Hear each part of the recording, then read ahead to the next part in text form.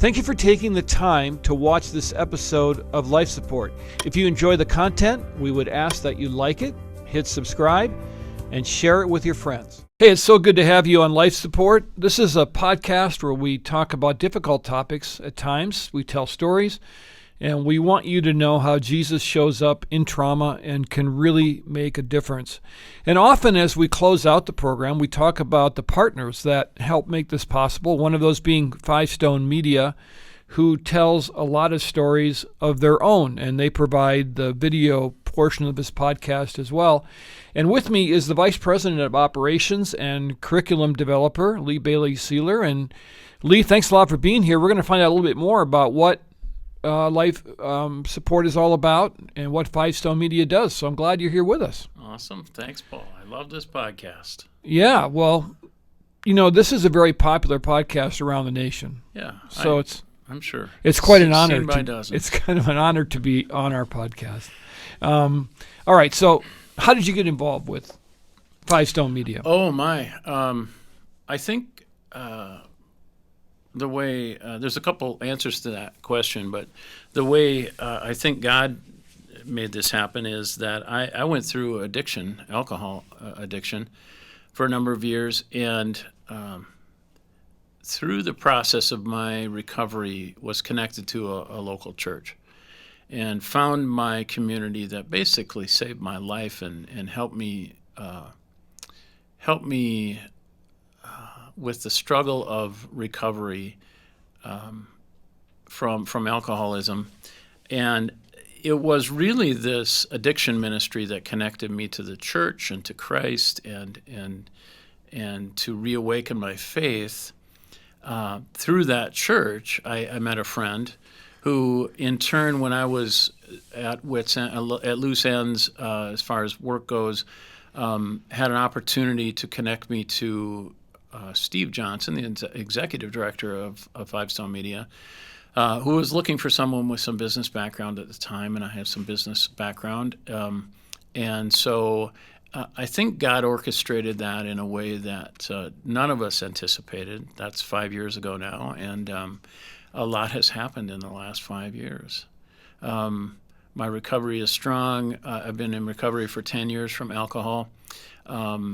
I learned a lot of lessons about life, about myself, about relationships, and I learned a lot about God through my recovery. And I'm fortunate that I get to apply a lot of that knowledge to my work. Yeah. Tell me about the mission and the reason that Five Stone exists. Well, we're about life transformation. My life is.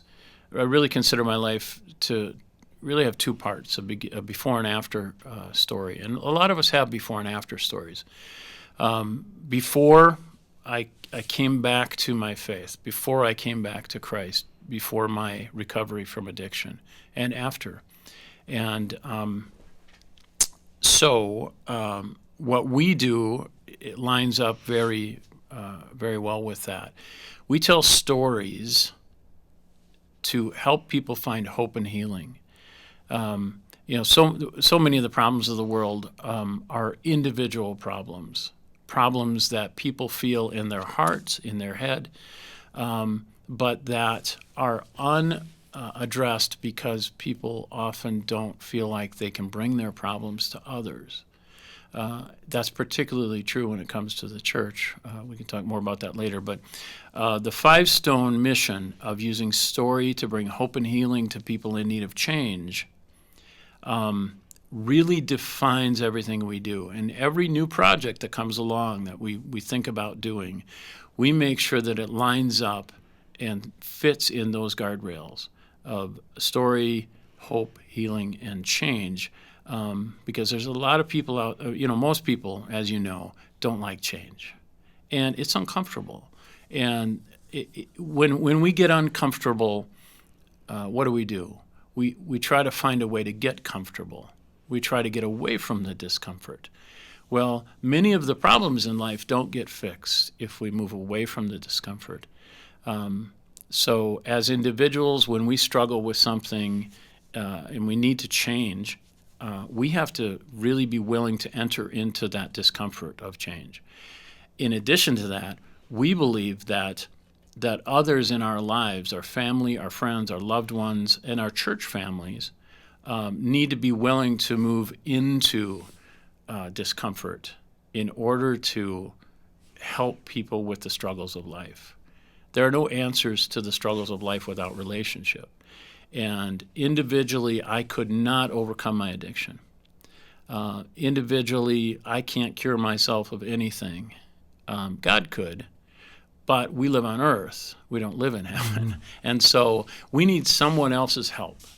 And in order for that help to happen, someone's going to have to get uncomfortable at some point. So to go back to Five Stone Media, in essence, what we do is we create resources that help people talk about difficult things and be uncomfortable in a way that makes it a little less uncomfortable. Yeah, it seems that Jesus, whenever he was teaching his disciples, would lead them into situations that they weren't real thrilled about. Yeah, let's go out in a boat, guys. Let's go out in a boat. Let's go to this big crowd that has no food. Yeah. Let's go to this woman at the well. You shouldn't be here.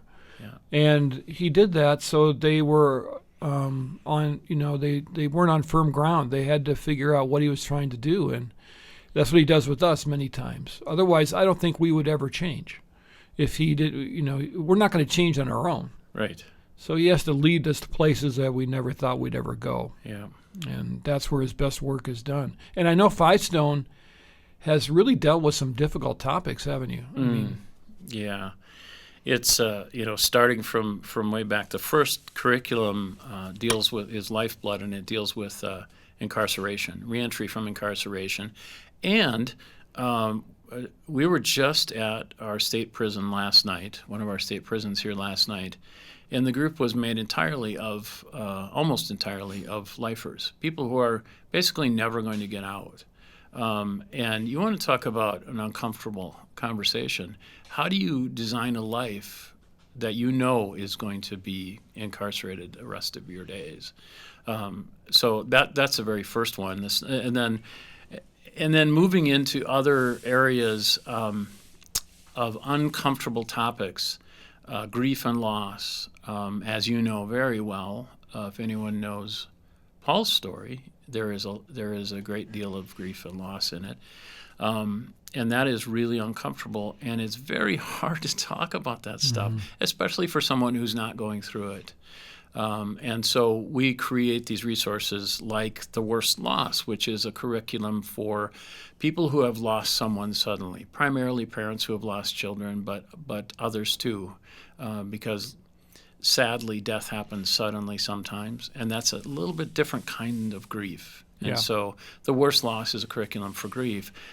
Caring for mental health.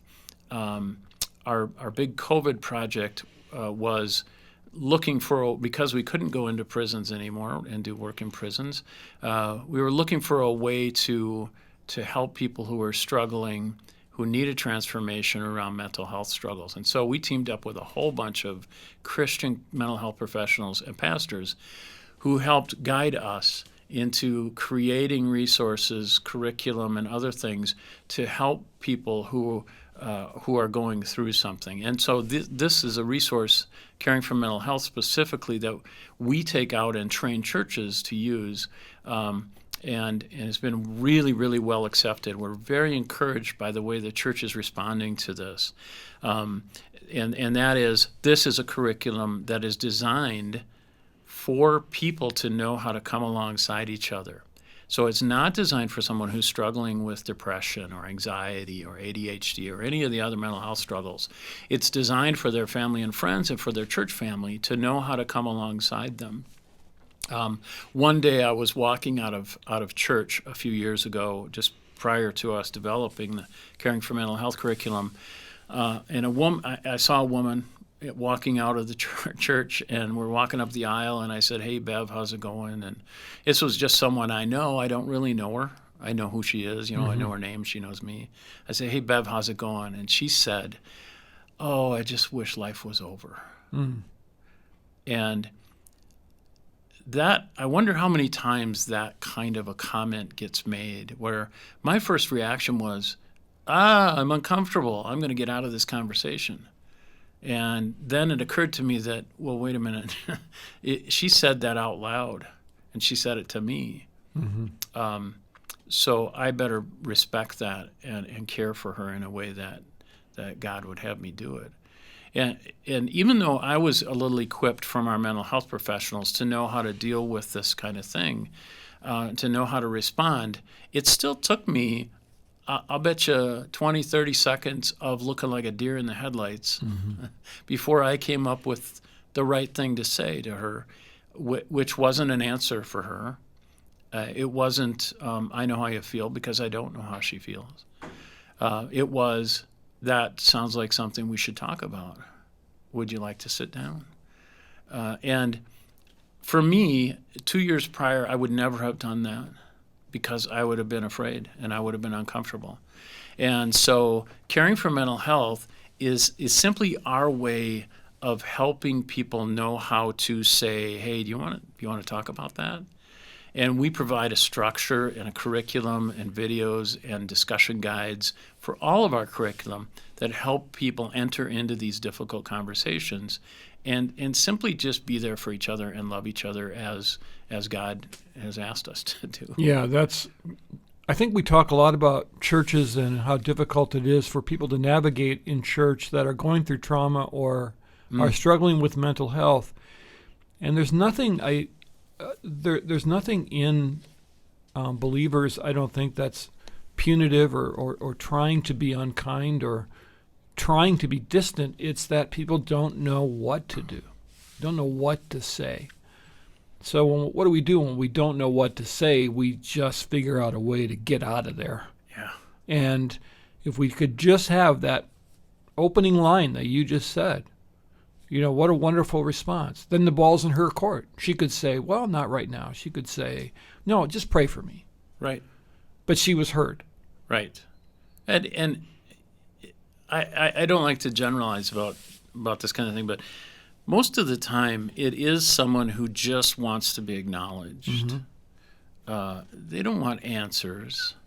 They just want someone to say, oh, I see you're suffering.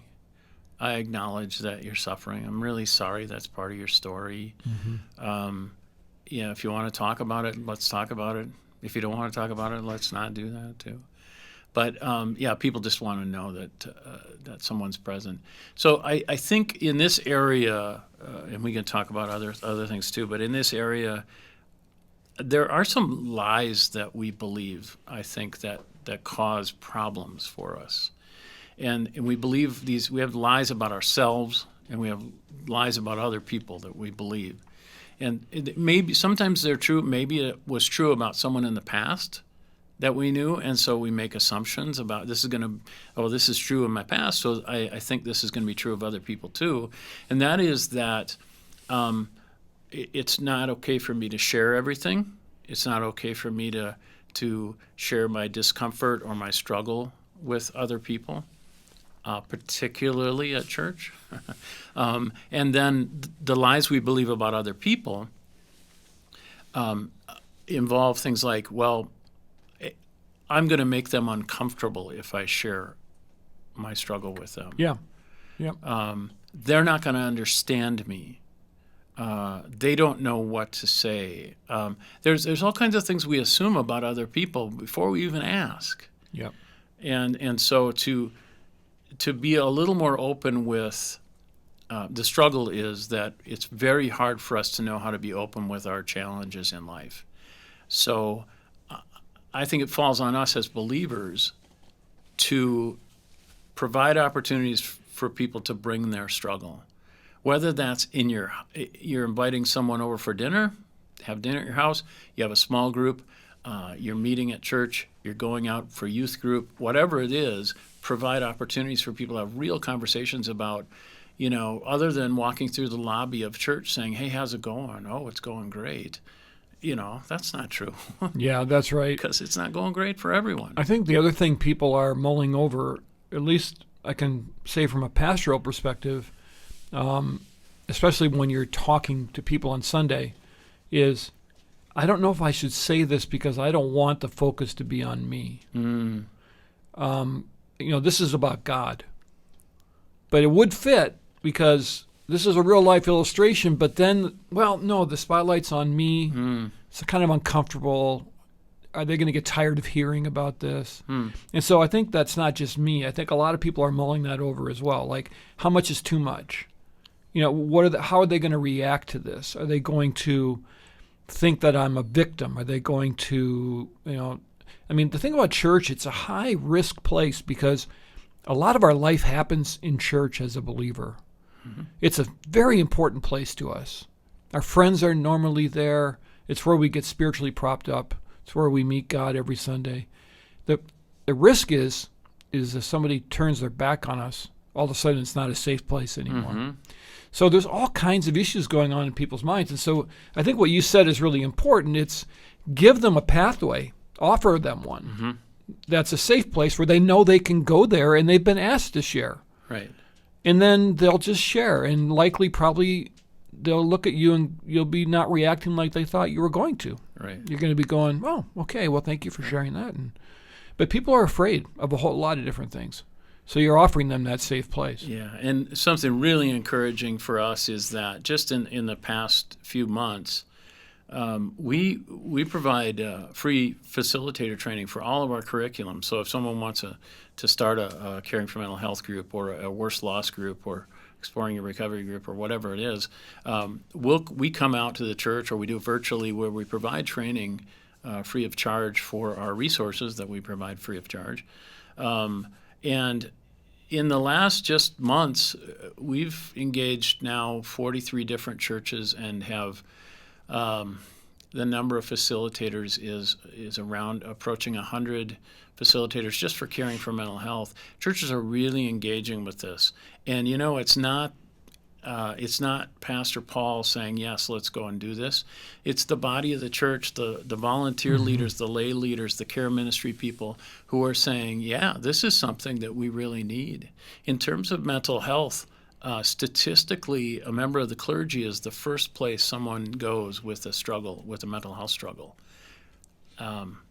That's a really astounding statistic to me, because they don't go to their doctor. They don't go to a counselor. They don't go to a family member. Statistically, the first place most people go is to the clergy.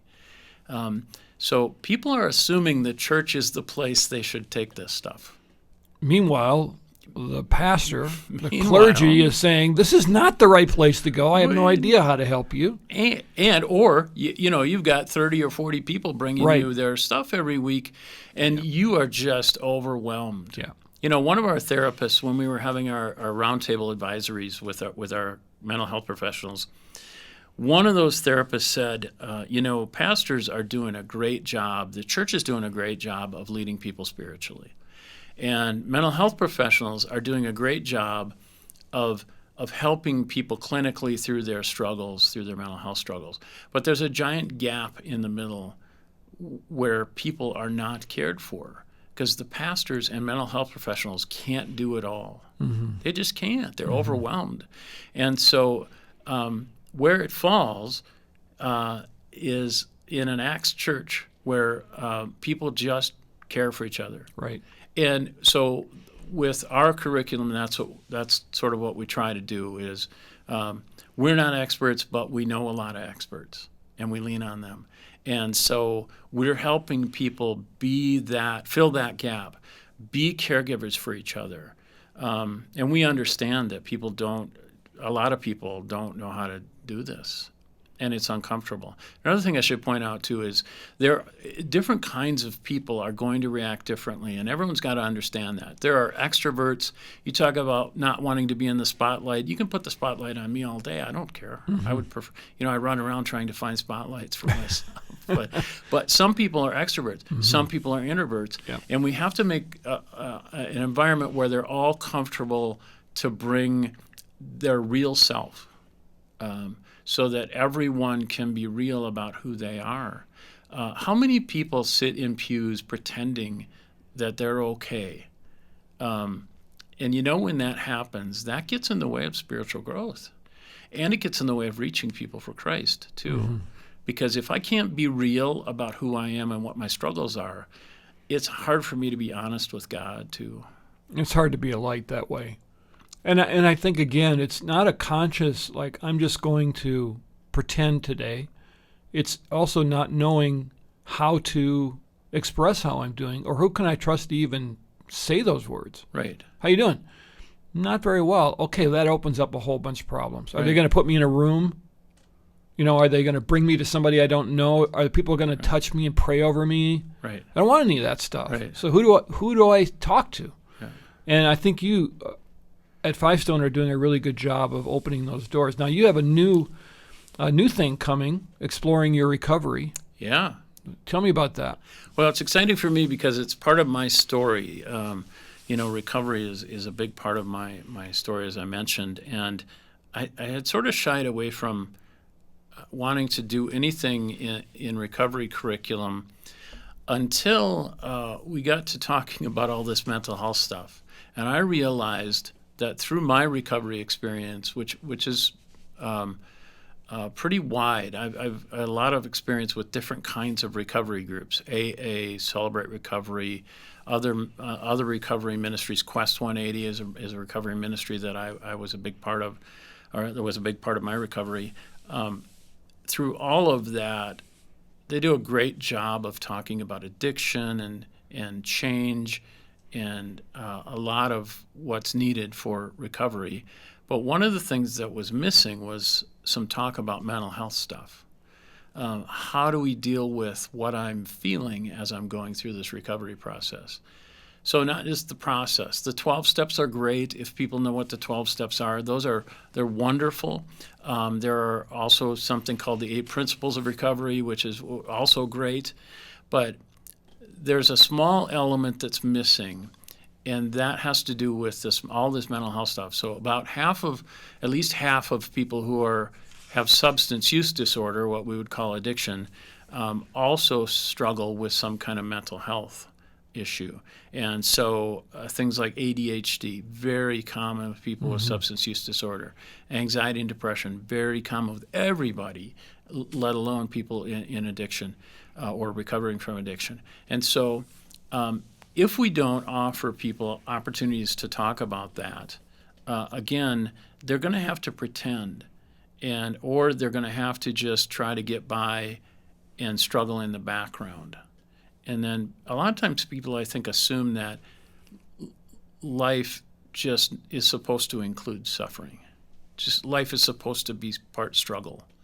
And so, that's just my lot in life. I'm just going to just bear it and grin and bear it. And so they will just kind of persist through recovery without addressing those things. Now, a lot of us, if you go to treatment, inpatient treatment or outpatient treatment, you talk about some of these things. Some people come out of addiction and they have a counselor, they have a mental health professional for a while. But again, that mental health professional can't meet all of the needs. Someone in ministry, a pastor, can't meet all of the needs. So what we've done with Exploring Recovery is create a system where people can talk about. It's very, very simple, but it's just a way to talk about these uncomfortable things again. And so website that people can go to and access this material. LifeSupportResources.org is the website that holds all of our resource library, and that's everything from, we have sermon videos, we have discussion, short care videos. People can just watch a 3-minute video and talk about a subject. We have all of the curriculum on there, including Exploring Your Recovery. And each of our curriculum are designed to be video-based. So everything starts with video and real people's stories. So we have sat down with former addicts, people in recovery, and they have generously shared their story around these topics that we cover in Exploring Your Recovery. It's important. You're doing a great job. Thanks a lot for dropping by, Lee. Oh, thanks, Paul. Good to see you. I really you. Appreciate your time. If you're listening to this and you're saying, I know someone, I'm having a problem, then take advantage of this, because God sees you, God knows you, God cares about you and is giving you grace. And so don't be afraid to reach out and ask for help.